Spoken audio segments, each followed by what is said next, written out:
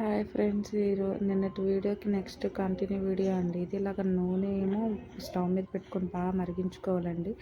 అది 40 నుంచి 50 నిమిషాలు పడుతుందండి ఈ ఆయిల్ మరగడానికి. ఆ తర్వాత దీన్ని బాగా చల్లారిన తర్వాత పిండేసుకొని మనం నిలవ పెట్టుకోవాలండి. మనం ఎప్పుడైతే రాసుకుంటామో కొంచెం కొంచెం మనకి ఎంత అవసరమైతే అంత అవసరమైన నూనె వేడి చేసుకొని ఈ ఆయిల్ని కుదులకు బాగా పట్టించాలండి. దీనివల్ల బెనిఫిట్స్ ఏంటంటే తెల్ల జుట్టు రాదండి. చిన్నపిల్లల నుంచి కూడా రాయొచ్చండి, ఎవరికైనా రాసుకోవచ్చు. చాలా బాగా పనిచేస్తుంది.